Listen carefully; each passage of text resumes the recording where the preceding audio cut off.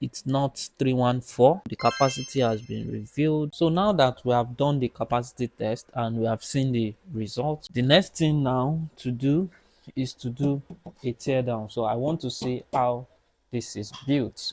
I'll be removing all this. Okay, so that's it.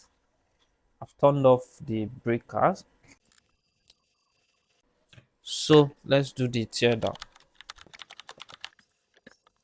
Okay, so I'm a battery engineer myself, and if there's any issue with this, I'm taking full responsibility. So you can see this is the BMS. Wow, this looks like a JBD BMS. Okay, so let's have a look. You can see.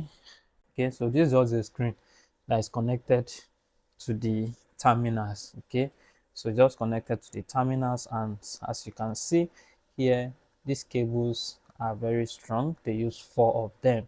Okay, so you can see at the top here. So this is 7 gauge cable. Okay, so that's 10 mm cable in 4 places. Okay, so they use 4 of this. Okay, so yeah, same thing applies down here, as you can see.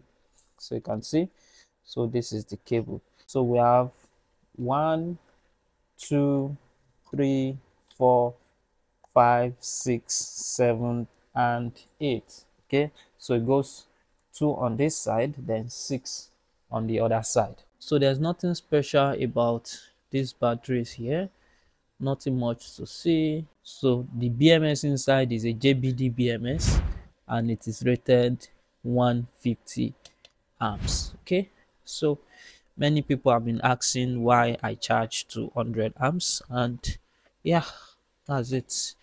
Let's see if we can see the type of the cell that was used. Now that we have managed to open the cell, let's see the capacity. Okay, so we managed to open this one, and yeah, so the capacity has been revealed. So let's have a closer look at that.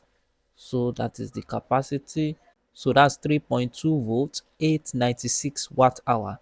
That is converted to amp hours. We have 3.2 volts, 280 amp hours. So I would say this is a pass, since this capacity is 280 amp hours and they tested 283 amp hours. So it's not 314 but 280 amp hours.